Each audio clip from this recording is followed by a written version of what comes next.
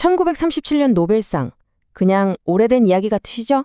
하지만 만약 이 상에 우리 몸의 가장 근본적인 비밀을 푸는 열쇠가 숨겨져 있다면 어떨까요? 자, 오늘은 바로 그 위대한 과학 탐정 이야기를 한번 따라가 보겠습니다. 한번 들어보세요.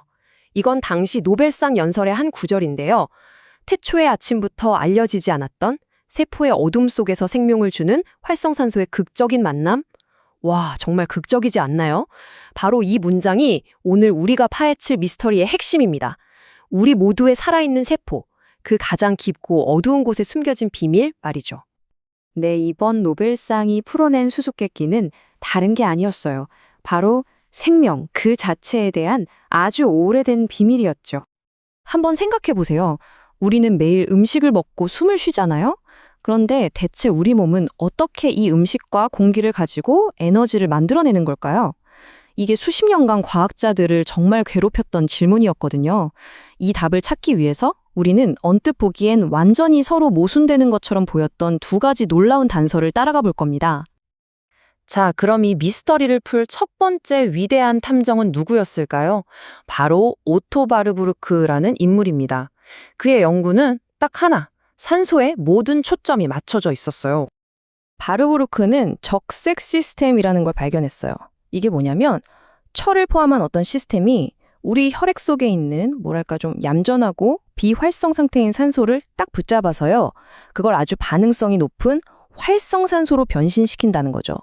바로 이 덕분에 우리 세포는 생명 활동에 꼭 필요한 활성산소를 끊임없이 공급받을 수 있었던 겁니다. 그런데 여기서 이야기가 흥미로워집니다. 퍼즐의 두 번째 핵심 조각은 완전히 다른 원소에 초점을 맞추고 있었거든요. 바로 하인리히 빌란트의 연구였죠. 빌란트는 탈수소 효소라는 특별한 물질을 찾아냈습니다. 이름 그대로 영양분에서 수소를 떼어내는 역할을 하는 녀석들이에요. 그는 세포 에너지의 진짜 열쇠는 산소가 아니라 바로 이 수소를 떼어내는 과정에 있다고 주장했습니다. 바르부르크 생각과는 완전히 정반대였던 거죠. 그쵸? 자, 이렇게 되니까 과학계는 거대한 벽에 부딪히고 맙니다. 세상을 바꿀 만한 두 개의 강력한 이론이 나왔는데 이게 도무지 서로 들어맞지를 않는 거예요. 상황이 이랬습니다. 한쪽 진영에서는 핵심은 산소 활성화다라고 외치고 다른 한쪽에서는 아니다, 수소를 제거하는 게 먼저다라고 맞섰죠. 둘 중 하나는 틀린 걸까요? 아니면 모두가 놓치고 있는 무언가가 있었던 걸까요? 만약에 둘 다 맞다면요? 그럼 그 둘을 연결하는 그 빠진 고리는 대체 무엇이었을까요? 이 질문이야말로 당시 과학계를 밤잠 설치게 했던 거대한 미스테리였습니다. 바로 이때 마치 영화처럼 우리 이야기의 영웅 알베르트 폰 센트주에르지가 등장합니다. 그는 다른 사람들은 아무도 보지 못했던 것을 본 그야말로 과학계의 정복자였죠. 센트주에르지의 결정적인 통찰은 바로 이것이었습니다. 식물에 있는 어떤 산들이 단순히 태워 없어지는 연료가 아니라 바로 촉매 역할을 한다는 깨달음이었죠. 촉매라는 게 뭐냐면 자신은 타서 없어지지 않으면서 전체 반응이 잘 일어나도록 중간에서 다리를 놔주는 뭐랄까 중매쟁이 같은 역할이거든요. 센트제르지가 밝혀낸 전체 그림은 정말 놀라웠습니다. 자, 한번 상상해 보세요. 먼저 빌란트가 말한 대로 영양분에서 수소가 뚝 떨어져 나옵니다. 그리고 이 외톨이 수소는 센트제르지가 발견한 특별한 사이클 안으로 들어가죠. 여기서 식물산들이 마치 계주 선수처럼 이 수소를 다음 주자에게 또 그 다음 주자에게 착착 전달해줘요. 그리고 마침내 이 수소가 바르부르크가 말한 그 활성산소와 딱 만나면서 생명의 에너지를 폭발적으로 만들어내는 겁니다. 와, 이거야말로 두 거인의 이론을 완벽하게 이어주는 달이었던 거죠. 결국 센트제르지의 이 위대한 발견 덕분에 우리는 마침내 우리 세포가 어떻게 숨을 쉬는지에 대한 완벽하고 일관된 그림을 그릴 수 있게 된 겁니다.